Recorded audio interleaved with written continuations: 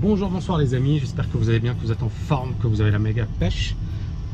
Dans cette vidéo, alors il y a eu un petit moment assez sympathique. En fait, j'ai publié une vidéo, You can be right or you can be rich. C'est une vidéo dans laquelle effectivement je reprenais la phrase de Harvey Kerr. Et cette phrase elle est intéressante parce que Harvey Kerr, en fait, ce qu'il dit en substance, c'est que on peut avoir raison ou on peut être riche, mais on peut pas être les deux. C'est-à-dire que beaucoup de personnes effectivement cherchent à avoir raison, mais elles se perdent en essayant de convaincre les autres, au lieu de se focaliser sur l'objectif qui est de devenir riche. Alors bien évidemment, c'est à l'américaine, ça va choquer beaucoup de dames sensibles, mais en même temps, ça a l'avantage d'être carré, d'être cru, d'être direct. C'est-à-dire, on ne tourne pas autour du pot, il n'y a pas de blabla, etc. Qu'est-ce qu'on veut? On veut devenir libre financièrement ou pas? Parce qu'encore une fois, beaucoup de personnes commettent l'erreur de donner des leçons de morale, de vous expliquer que l'argent c'est pas bien, etc.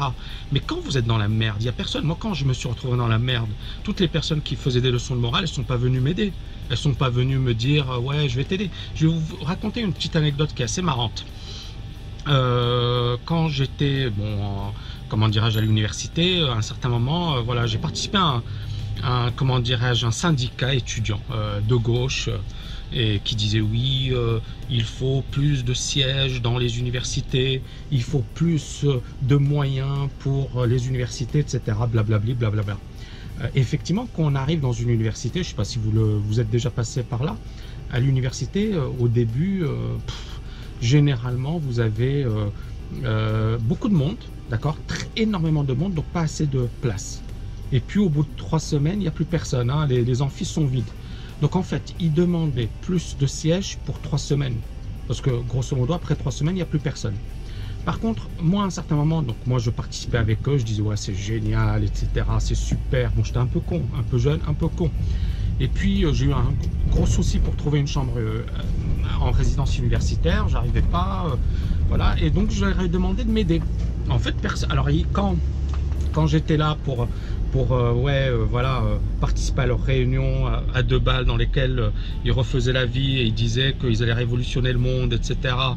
Ouais, là ils étaient super contents. Mais quand il s'agissait de faire vraiment des choses concrètes pour un gars comme moi qui ne trouvait pas une chambre et qui était quasiment à la rue, là ça devenait plus compliqué. Et c'est là où je me suis dit non, en fait le vrai syndicalisme c'est toi-même. Alors je respecte, j'ai beaucoup de personnes dans la famille qui sont dans les syndicats, etc. Je respecte leur manière de voir les choses, mais moi, pour moi, la meilleure manière de s'en sortir, c'est à un certain moment d'être meilleur. Maintenant, si bien évidemment vous pouvez aider les autres, génial, mais si vous avez du pognon et si vous avez les moyens, vous allez les aider beaucoup plus facilement. Et encore une fois, ça peut vous paraître choquant ce que je raconte, et je sais que ça va être choquant pour beaucoup de personnes, mais c'est la vérité. C'est-à-dire, moi, auparavant, quand j'étais fauché, je pouvais avoir les meilleures intentions au monde. Si quelqu'un dans ma famille me dit « tu m'aides », ça pose problème. Aujourd'hui, si quelqu'un dans ma famille me dit « tu m'aides », je lui dirai avec grand plaisir. Pas de leçon de morale. Pas de leçon de morale. Est-ce que tu es bon ou pas? Est-ce que tu as les moyens ou pas? Donc, c'est là où on en revient à cette phrase. Alors c'est trop marrant, il y a une fille sur LinkedIn, elle m'a écrit la chose suivante, elle m'a dit « ouais Tammy, tu as raison et je suis d'accord avec toi, mais pourquoi je ne suis pas riche ?» J'ai envie de vous dire un truc, c'est pas parce que vous êtes d'accord avec moi que vous allez devenir riche. C'est pas parce que vous êtes d'accord avec ce que je dis que vous allez devenir riche. C'est même pas parce que vous allez suivre TKLFA que vous allez devenir riche. En fait, pour devenir libre financièrement, avant de devenir riche, pour moi, il faut se bouger les fesses. Et se former, c'est la base, c'est le b.a.-ba, c'est-à-dire, c'est le début.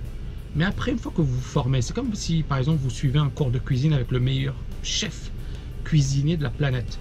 Ça ne va pas faire de vous le meilleur chef cuisinier de la planète. Parce que le meilleur chef cuisinier, qu'est-ce qu'il a fait? Il s'est formé auprès des meilleurs, mais il a pratiqué, pratiqué, pratiqué.